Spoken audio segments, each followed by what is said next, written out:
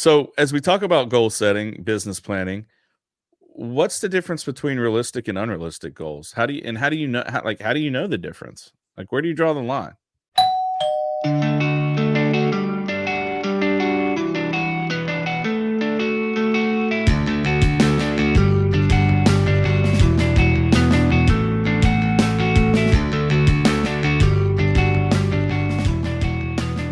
Hey guys, welcome back to another exciting edition of Lending Leadership with the Mortgage Pros. This is Robert Filyaw with HMA Mortgage, and as always, joined by Tom Mills and Dave Holland.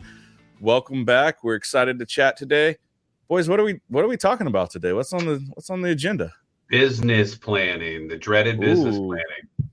Dreaded. I love business planning. It's one of my favorite I love business planning too, but a lot of LOs don't. You know, we were chatting before this, like LOs are basically, well, not basically, they're self-employed, right? They're a small business owner.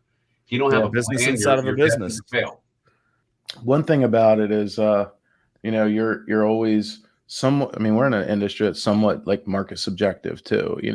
So if you wrote a business plan in 2020, well, I'm pretty sure whatever you wrote as your business plan, you probably achieved it. I wonder, like looking back this year, 2024 has been 2024 has been a struggle. Like, what do you guys think? How many percentage of loan officers do you think like achieve their 2024 business plan? Ooh, that'd be interesting to know. Yeah, less than half. I would be willing or interested to know how many actually did a business plan to begin with, right? Cool. I think we all thought the market was going to turn a little earlier on us this year. Absolutely. May 5th, it was all going to change, but here we are in the fall of Q4, and it's been a slowly progressing environment, but people would have thought the pendulum swung a little harder. But some people that have blown it out of the water too. But the great news is we're closer than we've ever been to the end of this, right? to normal. We're at the beginning of the end. Yes, the beginning of the end. That sounds ominous, Dave. I don't know if I like that. Sounds like scary. I don't like it. Yeah. Well, how about the beginning of like it getting? I need a better acronym. We're at the beginning of the future. Beginning of the future. Yeah, I think it started to turn in June or July. But yeah, let's get in the business plan. I mean, it's something that we believe in. I think it's important when we say that it's the beginning of the future. Like this topic's really timely, right? Because now everyone is trying to finish 2024, but very, very soon we're going to start talking about 2025, right? And if you start business planning in 2025 for 2025, you've already missed the boat. Like you're already behind the curve. So the time to business plan for next year is now. So it's a very timely topic. So where do you start? One thing that I've always done from a coaching aspect, and this could be business planning, it could be as you're building your team, it could be anything really. Like it's really hard to know where to start if you don't know where you're going, where you want to end. So I've always been a big fan from a business planning standpoint of tell me where you want to finish, and then let's reverse engineer it backwards to build out how we get there and build the roadmap, right? Like I remember as a kid doing mazes, I never started at the beginning of the maze. I would start at the end and go backwards to the beginning. It was a hell of a lot easier. Business planning is kind of the same in my mind. Yeah. It's also different for everybody. Everybody is not about every business plan shouldn't be like, I did 50 million this year. I want to do 60 million next year. Sometimes, it's about, personal plan and then kind of wrapping your business around that. And I think that's really important. I think sometimes people are so focused on the business that they can jeopardize their own personal goals, and they kind of have to really run alongside each other for that harmony. Starting there, personally, are you working too much? Are you, maximizing your time? Are you getting it with your family? If certain things are in balance, then it certainly should be a big growth year for you. If you've got everything else in balance. Yeah, no doubt.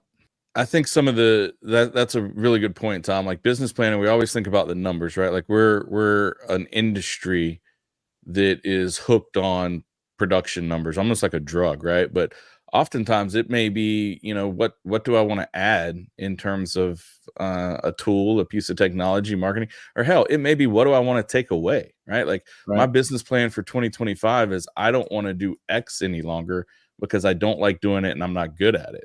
Yep. Like that's perfectly valid as part of a business plan. I think the key to all of this though is that you have to take some time. You have to be thoughtful on it. You have to approach it with a methodical way, right? That and as you set the goals, whatever goals they have to be SMART goals, right? This is an acronym I've used for years as we business plan. So SMART goals, they have to be specific, right? The more specific you can get on that goal, the better it's going to be and the more likely it is that you're going to achieve it. They have to be meaningful. Your goals have to have a why behind them. If they don't, you're not going to be as driven to achieve them.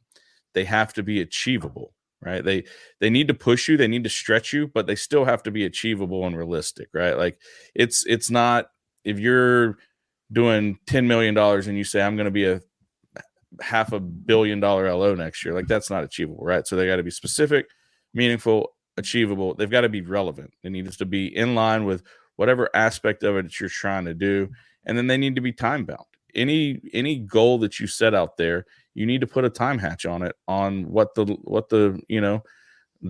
line is to accomplish it. Have you guys ever used that acronym? No, never heard of that. I love it. I think I learned it for years. It's pretty strong. Yeah, with business planning too, you need someone to show you the roadmap, right? So you need a good branch manager or leader to help you with it too. It's hard without someone looking over your shoulder, critiquing it, and make sure it's a smart business plan. I really like that, Robert. Smart business plan. I'll send that to you, Dave, so you have it. I like it. I like it. At the end of the day, like we always say, everybody's either trying to figure out how to make more money working the same amount or make the same amount of money working less. So usually, it kind of all wraps around that. So then we get into a smart business plan. What a smart business plan consists of is time being spent on the highest and best use areas, the critical success factors that help you achieve that plan. I've always kind of found it's down to that. Like if man, when I spend only half my time doing this, but it produces 100% of my results. My question usually is then how do you figure out how to spend more time doing that? It's usually not half. Spending half. Yeah, it's usually like I've spent 5 or 10% doing the money making activities and the production. Plus the 80-20 rule, right? It applies to everything always. So it's interesting, as we talk about business planning, and we kind of we need to kind of set the stage though, right? Like what's the actual results? Did you guys know that 42% of people or the people that business plan are 42% more likely to achieve their goals than those that don't? It's almost a 50% lift, right? So think about this, LOs. If I am out there leading you and I say, I can tell you one thing that's going to give you a 50% lift if you do it, would you not do it? Like, it seems kind of like a no-brainer to me. Well, maybe it's a personality trait, but people who business plan, maybe they're just more driven and they hold themselves more accountable. That's something we're going to get into. Might as well jump into it now is accountability, right? And have that goes back to leadership and coaching as you develop your business plan that Tom was saying. I pointed to Tom and it went to Dave because the cameras are reversed.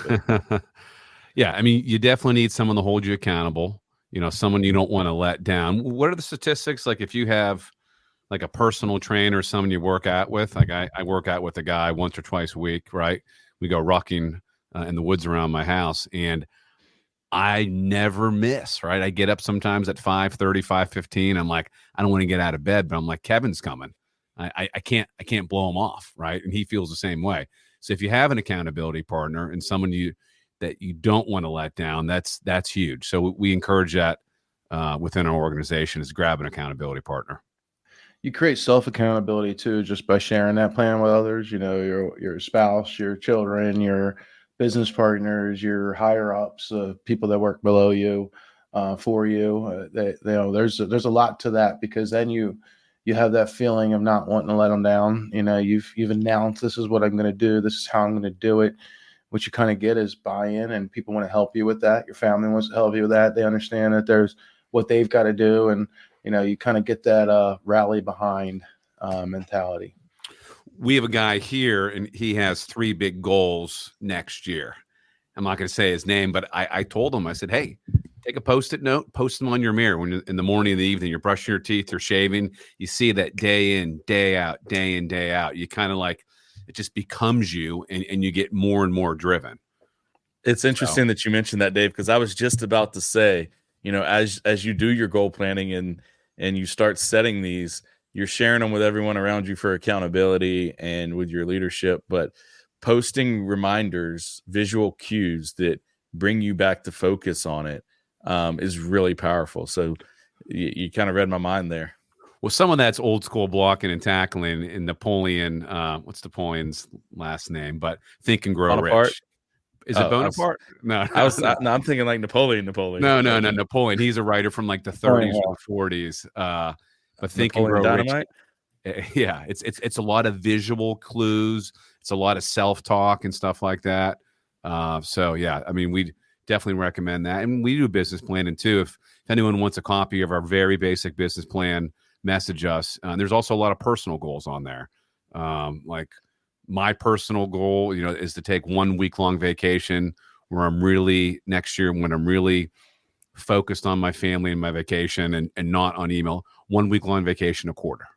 That's a great. I love that goal. I think totally unplugged. Totally unplugged vacation now. I think you stole that from me, or I stole that from you, though. One of us stole that from each other. I stole it from someone from the Freedom Club. She wanted to take a week-long vacation every month with her girls. So okay, I know who you're talking about. I stole it from her too. Then that's where it was. It's really interesting just to see. Like, I'm thinking back on my life and the people that I've been, fortunate enough to partner with and coach and mentor and lead, and seeing the results and the determination and focus that they had when they didn't business plan compared to when they do. And man, I'll tell you, it's kind of a night and day difference, right? Like just their confidence, their aura, their swag, their riz, as my 14-year-old son would say, as they attack their day in their business when there's a clearly defined plan. They have a plan. Yeah. I mean, it's a roadmap. Here's what I got to do today, right? I'm behind in this. I got to make 10 more calls. I got to have 2 more meetings this week. I got to get after it. It gives you that determination when you get up in the morning. I got to get after it, right? What's it that Ben Franklin said? If you fail to plan, you're planning to fail. Something along those lines. I may be paraphrasing. Are you making that up? No, that's Ben Franklin. You can look at it. All right. Verified, bona fide. Go check it out. You know what else you do is you avoid. There's a lot of shiny objects out there that can distract people from a plan. So you have a plan to set out to do things this way, and sometimes you need to pivot that plan, or opportunity comes and it's time to to change course. But when you have a plan and then things come up, or you could go down a certain path, or another opportunity comes up, you really have to ask yourself, like, is this in line with my plan? Mm-hmm. And as you guys know, earlier, top of summer, we passed on a massive opportunity. Maybe we'll regret it one day, but it wasn't in line. We had a big plan and it wasn't in line with it. And we started to look at the time and resources and what it would mean and what it could have pulled from on our plan. And we stopped movement on it. And we even put a little time into it and thought, and even started to get excited about it for a minute. But the reality of it is the reason we didn't is because we were like, you know what, this isn't a part of our plan. Let's stick to course. And maybe, sometimes it's worth pivoting, but man, really that's a whole, we could do a whole topic just on that, on some of the biggest wins being my nose, right? Like absolutely. Yeah. We could do a whole podcast on shiny objects too in the mortgage business. Oh, yeah. I mean, my Lord, it's one shiny object after another. You just got to stay focused and have the blinders on. Yeah. But this topic is about business planning. But to that pivot point, Tom, what happens when you're on your business plan and it starts to go sideways, or you're going to fall short? Like it's not going as you planned. What do you do to get it back on track? I mean, you assess what's working, what's not working. You really, I think in most cases, like if it's falling off, it's not because the activity determined isn't effective, it's falling off because you weren't doing the activities, right? There it So is. That's it takes a recommitment back to that, and what did I pledge to myself? And you got to be true to yourself, and I think you have to learn trust in yourself. Like, trust is earned from tiny promises kept. So if I say I'm going to do this every Monday, if I'm going to do this every week, and next week I did all those things, I feel more confidence going into the next week that I'm going to do that again. I don't lie to myself. If I say something to do something, I do something. That's one of those things that ring through your mind. Like, if I say I'm going to do it, I'm gonna do it, but I think it's usually that. And a lot of times we all need a reset. I probably need a couple of them a year. It's why you shouldn't write the plan and tuck it away and never go back to it. You need a reset. You need a reminder. You got to kick yourself in the ass a little bit. You got to regroup, look at your time. How are you spending it? Are you protecting it? Our schedules are a lifeline, and get that shit in line. That also goes back to the accountability and the coaching, right? The having someone to hold you to it, because those activities slip away, and the activities, right? So also, by the way, guys, if you're doing a business plan and you don't take it that step to where it's the activities to achieve the business plan, like you're just writing, I want to increase my business by 2 times, right? Well, that doesn't hit those SMART goals, right? That acronym that we talked about. So you got to have the activities, and then that's what you got to be accountable to. Like that's where the win comes in. I cut you off, Dave. I'm sorry. No, I mean, I was just going to say, these are good reminders for us when we go into business planning with our team. Is let's look at their business plan from last year. Let's see, the things we hit. I mean, there was both production goals and personal goals, and then a reminder us to do quarterly check-ins with our people when they business plan. I mean, I know we do that, but to be much better about that, to hold them accountable and hold us accountable. That's a big piece. And the quarterly check-in, like everything has to be driven down. Like you're going to start with this bog, right? That's what they call it. Big, hairy, audacious goal, right? And then how do you eat an elephant? Well, it's one bite at a time. So you got to break it down into the steps, the morsels that you're going to take daily. And then 6 months, a year down the road, you look up and holy crap, I've achieved massive success, right? But it comes down to the activities. I think a lot of times as we're talking about business planning and the activities, and we get paralyzed by just the enormity of some of it, right? And then that leads to inaction. So the one thing that I would make sure that you are acknowledging and taking steps against as you business plan is to not get into inactivity. This isn't like flipping a light switch, right? Like it's okay. We have this mindset of all or nothing. Maybe your business plan is that you want to be making 40 outbound calls. One aspect of it is you're going to be making 40 outbound calls a week. That doesn't mean you're going to go from 0 to 40. Right? That means you're going to go 1 call, 2 calls. Like it's building up. If you were going to go run a marathon, if you were going to go climb Everest, Dave, you wouldn't start at Everest, right? You're going to climb a bunch of mountains first, right? Like it's all part of it. Yeah, people think it's an all or nothing. You can't do it all at once. It's a slow burn up, and there's no shortcuts to the top. Yep. And when you have that all or nothing mindset, and you don't take the steps because you can't do all of it, you do none of it. And then you achieve nothing.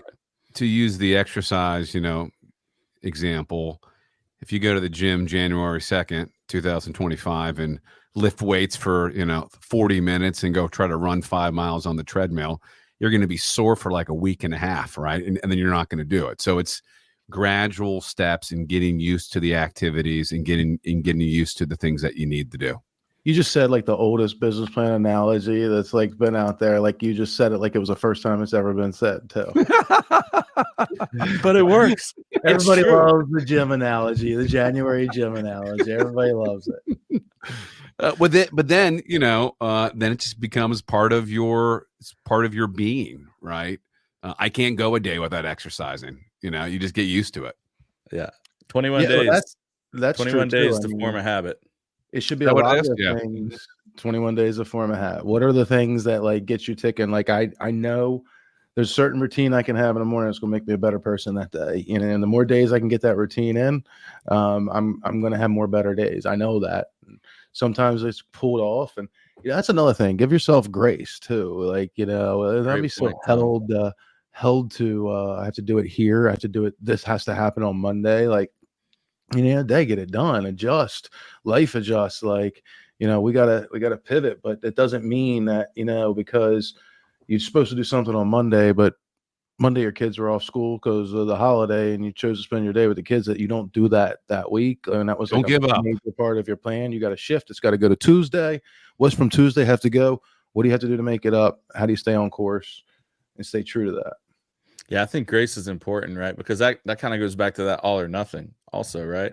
Like we see it with the gym. Oh, well, I didn't go back to the gym analogy. I didn't go Monday. I didn't go Tuesday. Well, now I'm going to start back. Let's do dieting. Let's do dieting, right? See, now I feel attacked. Now I feel attacked, right? It's funny because literally Lacey, my wife, and I, we laugh about this because we'll make a plan, and on Monday we're going to start eating right? Mm-hmm. Like it's Tuesday of that week, and come Monday we're going to start eating right. Why don't I just start on Tuesday? Right? Every Monday I'm going to start eating better. Monday hasn't come yet. Because then you can feel really good about eating like shit on Tuesday, Wednesday, Thursday, Friday, Saturday, Sunday, because you're not really having to do it till Monday. Then it's counterproductive. I feel attacked, Dave. So let's talk about a couple mindset books. I mean, I sent to our teams 2 years ago, and then last year the Slight Edge 2 years ago, and the Gap and the Gain. But it's everything we're talking about: accountability partners, having a plan, do as I say, not as I do. I have to get back in the mindset of, before I go to bed, write my top 5 things I'm going to do tomorrow, my top 3 things that I accomplished during the day. Just little things like that make such a big difference if you do it day in and day out. I get it sounds a little hokey, a little cheesy, but it works, and it makes you more successful. So I'd encourage everyone who's listening to read The Gap and the Gain, and to read The Slight Edge. And if you don't like it, I will send you your money back. Actually, no, I won't do that. But yeah, check out the books, read them. 2 of my favorite. That's The Slight Edge by Jeff Wilson. That's the one. I should know who that's by. I don't think it might be. I'm putting you on the spot. Yeah, I'll mail you a copy, Robert. I think I have a. I don't know. I might have mailed you a copy. You might have. So look, let's give a little guidance. If you're writing a business plan, what should really be in it? I think especially, so we're talking about loan officer business plan. Let's leave it to that. I think sometimes there's too much complexity to it, and it's focused too much on fluff. And the end of the day, I think it should be, what's your personal goals, what's your business goals, what's your steps to achieve each. Yeah. The activities, and then we break ours down, first month, quarterly, and yearly? And yearly, yep. Yeah. First 30 days, first 90 days, and then 12 months. It's a really simple format. And what I love to do is if you can do it in a group setting and then collaborate with everyone else, and almost have to defend it, right? Have people come and try to poke holes in it, and not to be mean, but to get granular, to make sure that it is detailed enough, and that it is, going to get you where you're trying to go. I think that's a really cool and fun exercise. And as long as everyone's participating, then there's a little bit of a quality factor in it as well, right? We talking about whiteboarding, Robert? It may be whiteboarding, Dave. Yeah. I love whiteboarding. It's changed my life. Literally, first time I ever whiteboarded, I was doing it with a guy named Paul Dolan.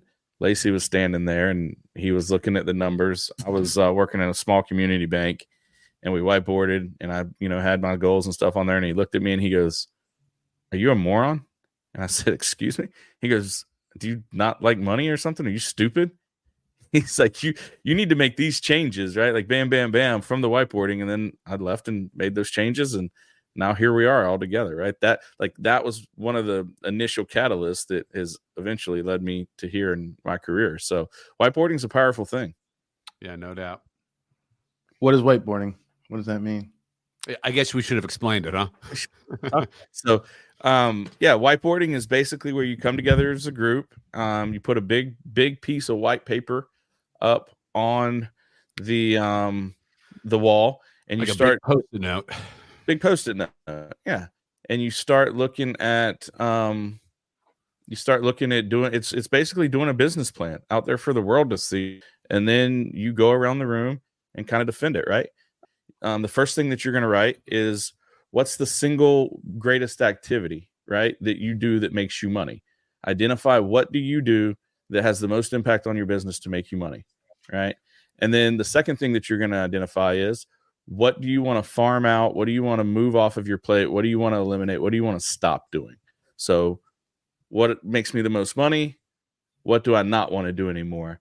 The third section is here's where I am today, how much volume you're doing, how many units you're closing. This is specific to LOs, right? How much income I'm making. Here's where I want to be in 90 days. Here's where I want to be in 12 months. Following me so far? Yep. And then the next section is going to be what activities do I need to do to make the 90-day and the 12-month goal happen? And it needs to be 4 or 5 specific, I can't say that word, specific activities, detailed activities, go back to that SMART analogy, that need to happen for you to be able to achieve that 90-day and 12-month goal. And then you revisit it every quarter, right? You have people come around and poke holes in it, you defend it, you tweak it, you make it better, you take suggestions, and then you revisit it every 90 days. You guys have done this, right? I've done it probably a dozen times. Oh, I knew what it was, but I was more asking because we were talking about right? Our listeners. What's the craziness when you go to revisit? Have you guys experienced this? You've actually hit the goals? Or exceeded the goals? Or exceeded the goals, yeah. Yeah. It's pretty badass. Well, then if someone's doing a business plan, how does someone be coachable? How do you get someone coachable, and how does someone actually take constructive criticism, feedback? That's a good question. That's a great question, because I think that's the key. Like, I think that they have to be open and bought in on it, right? Like, you can't coach someone that doesn't want to be coached. It has to start there. With me, I was so desperate, right, to be coached and shown the light, because I was so burnt out and working, that whatever my coach said, I actually did it. Mm-hmm. Like 90% of the things she told me to do, I listened attentively, wrote it down, and then went back and executed it. She was smart, right? She knew I was like a squirrel looking around, but she gave me little bite-sized things to do. And every 2 weeks, she gave me a couple, and I did it. And then, next thing I know, my business changed, my life changed, and I worked through it all. So kind of funny that somebody would pay somebody to tell them what to do, but not do the things that they paid them to tell them to do. That's a fair point. Happens all the time, though, right? Happens all the time. Yeah. So listen, not for nothing. If you're out there and paying for coaching and you're not doing the things that they're coaching you to do, quit coaching. Quit coaching. Like, just stop. We're a little bit on a tangent here, but I think it's all relative and hand in hand. If you're not using a coach and you really want to change your life and improve your business, and you're going to put in the work, it's something you should look at, right? I remember when I was first thinking about coaching, I thought of it as kind of this new age hippity dippity, like, I don't need that. Someone positioned it to me. They said, hey, listen, Tom Brady's the greatest quarterback to ever live, and he has a coach, right? If you think that you don't need a coach, you're pretty naive. This is a light bulb moment for me. All three of us have coaches. All of our top LOs have coaches. Our top, a lot of our executives have coaching, and they're some of the sharpest, brightest people at the company. But let's get off coaching, because we're going to steal our thunder for another podcast that we're going to use. Yeah. So as we talk about goal setting, business planning, what's the difference between realistic and unrealistic goals? How do you know the difference? Like, where do you draw the line? I mean, I think one of you put it the example, if you're doing 10 million, your goal next year shouldn't be 70 million. It's got to be achievable, right? I think a lot of it's by feel. I mean, I don't have a good answer for you there. A lot of it's by feel and knowing the personality of the person that you're working with and working on the business plan with. I have a different take on it, right? So where I see it is, if we talk about that roadmap and where do you want to finish, and then you work backwards, like, you should be able to quantify the data for your business, right? And know that, okay, well, if I'm going to close, my average loan size is X, So if I want to do, X amount, my average loan size is 100,000. So if I want to do $1 million, I need 10 deals, right? I know that for every deal that I close, I need to talk to 5 clients. So if I'm going to do 10 deals, I need to talk to 50 clients. Well, if I want to go to 20 deals, so now I can do 2 million, right? Well, now I need to talk to 100 clients. So then you look at it and say, okay, well, what activities does it take to talk to 100 clients in a month? Can you feasibly do that? Is there enough time in the day? Do I need help? Do you have the team and system? Do I have help? So if you start again at the end and kind of work it backwards and know what those numbers are and can engineer it down to activity, and then you look at capacity, because everything that we do is capacity based in our business. Do I actually have the capacity to be able to achieve the goals that I'm setting? Or can I get the help or a system or support? And if you can't, the goal's out of scope. You need to readjust it. You need to reevaluate it. Mm-hmm. What do we think about that? Or expand those capacities. Yeah, but I agree. I mean, we only have so much time, right? Some most valuable thing that we have. So, if the time doesn't align, if it's going to take you 26 hours a day, there's 24, and you need to sleep, and you've got some other things you have to do as well. What's the sleep you speak of? I heard about it. It's a little overrated, but no, sleep is very important. Everybody should have sleep within their business plan. That's a great point, and a whole different tangent, right? But sleep is probably the single most important aspect of success that's out there. Dave? Yeah, most people don't get enough of it. You look deep in thought, Dave. I'm a good sleeper. Go to bed early, wake up early. That's funny. Well, guys, this has been an awesome topic, and I've enjoyed kicking it around with y'all a little bit. One of my favorite subjects. I'm excited for this time of year and to go in and do this. Hey, if you're out there listening, I hope we brought some value to you. One great takeaway, if you haven't gotten a takeaway yet, that I'll give you is this is a fantastic subject in class to go and present to your realtor partners. Most of them don't business plan, and they can use it greatly. I actually have a pretty decent PowerPoint I've put together. I'm happy to share it with anyone out there that would like it. So thanks so much for tuning in to Lending Leadership with the Mortgage Pros. If you haven't already hit that subscribe button, go ahead and smash it to make sure you don't miss any of our content that's upcoming. Robert Filyaw with HMA Mortgage for Dave Holland and Tom Mills. Thanks for joining us. See you next time. Thanks so much.